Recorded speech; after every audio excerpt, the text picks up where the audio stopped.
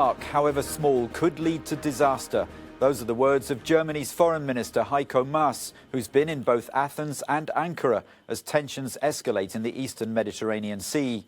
On his visit to the region, Maas appealed for calm between Greece and Turkey in the sea between Cyprus and the Greek island of Crete. Germany, which currently holds the rotating presidency of the European Council, is working with the NATO allies to find a peaceful solution in the dispute over energy resources, but so far it's failed to do so.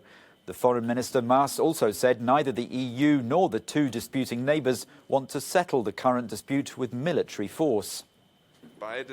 If both sides start direct talks with sincere intentions, we can find a solution, one that can be acceptable to both sides. And we must seize this opportunity. And we want to seize it because further escalation is not in the interests of Greece, not in the interests of the EU, and also not in the interests of Turkey. In footage released by Greece, military jets can be seen flying over frigates as the Greek Navy and Air Force began military training exercises. The NATO allies have been locked in an increasingly bitter dispute for weeks, at times sending warships to shadow the other country's military. A Turkish vessel escorted by warships has been carrying out seismic research between Crete and Cyprus. Greece says the ship is over its continental shelf, where it has exclusive rights on undersea gas and oil deposits. Turkey has called for the EU to act as an honest and objective mediator in the dispute. The bloc's foreign ministers are due to discuss the crisis in Berlin this week. Well, for more on the dispute and what it means for Europe, we can speak now to Dr. Ilke Toygur, European Affairs Analyst based in Madrid, but who joins us now from Izmir in Turkey. Thanks very much for coming on to the programme. How serious is this latest dispute between Greece and Turkey, and how big a problem is it posing for the European Union?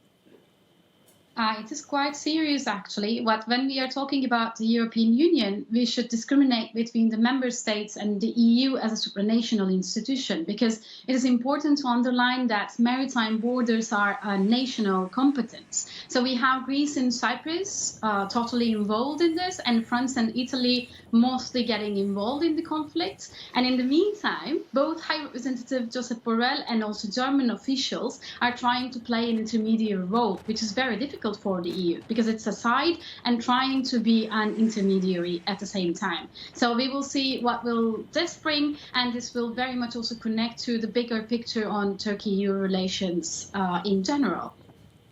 Now, both Greece and Turkey are claiming territorial rights in this part of the eastern Mediterranean. Who's right? For me, there is no right or wrong. Actually, the Mediterranean is once again back on the table, and various actors, be it Egypt, be it United Arab Emirates, be it Turkey or Greece, are eager to play a role. This is just a geopolitical game board right now. This is all good old geopolitics. So Turkey got a deal with Libya, and we see that Greece gets another one with Egypt. But having said that, much of these tensions are also connected to the Cyprus problem and to Turkey-EU relations, as I have already said. So the situation is giving leverage to Turkey for getting back to the table with the European Union. This is why the role that the EU can play is vital. And just as a final point, we should always remember all politics is local. Both Turkey and Greece are going through economic hardship. And I would say they could use an international victory on the domestic scene. So this is a complicated picture. We should all follow it. And there will be an important meeting tomorrow on it. And we will see what will come next. And just briefly, do you see, given the current tension, a danger of further escalation? I'm thinking that both sides are keeping the intervention on limits, just to go to dialogue, and especially bilateral dialogue between Greece and Turkey.